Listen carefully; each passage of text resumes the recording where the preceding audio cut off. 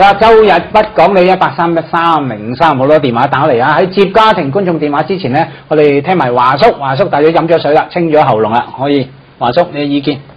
我嘅意見好簡單嘅啫，能夠容許不同嘅意見，都係一種民主嘅精神。不同嘅意見係好正常嘅。民主黨派裏邊有唔同嘅意見，呢個係客觀存在嘅事實。你瞞忍唔到嘅。重要嘅就係俾人哋講，唔好咧，人哋都未曾講或者係講清楚，你就去鬧人，係嘛？咁樣反為係破壞咗團結。鬧人智慧同年齡成反比，算唔算一個意見啊？可唔可以啊？我覺得係人身攻擊啊！即係唔成意見呢個人身攻擊啊！好啦，嗱，即係對於點樣講表達佢嘅意見啦，大家亦有唔同意見啊！我哋聽下一位家庭觀眾啊，翟先生嚇。你好，有咩高見？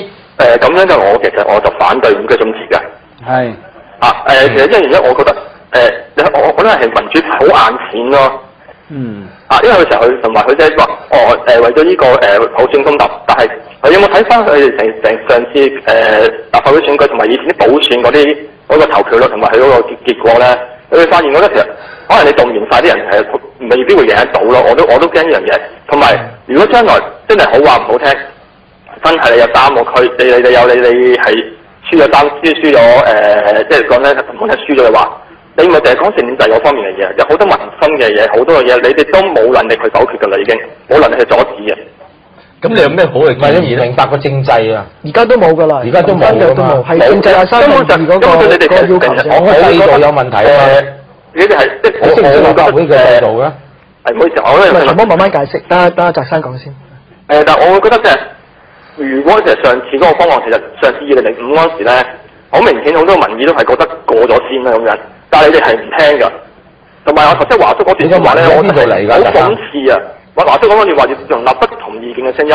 華叔講嘅説話係你講出嚟就好動聽，但係你睇翻我哋咁耐嘅歷史，泛民主派有幾個會接納反對嘅意見啦？佢哋講嘅嘢就係真理。唔係喎，民主黨支持過我次次投票我都係投泛民，我從來唔投保皇派。但係如果你真係要監區眾籌嘅話，我今次會投合法票。你喺邊區住啊，翟生？我喺呢個區嘅陳屋。我上年錯投咗你啊！多謝。上年揾咗個錯投咗，今都唔投你啊！好啊，多謝。你唔好投我啦，如果你唔贊成民主嘅就唔得。而家你贊成民主嗱，而家你又係咁樣嗱，你反對意見又係唔聽啦。唔係你唔可以留一下其他人講嘅意見咧。你永遠覺得你民主派永遠都係我尊重你嘅意見啦。冇分別㗎。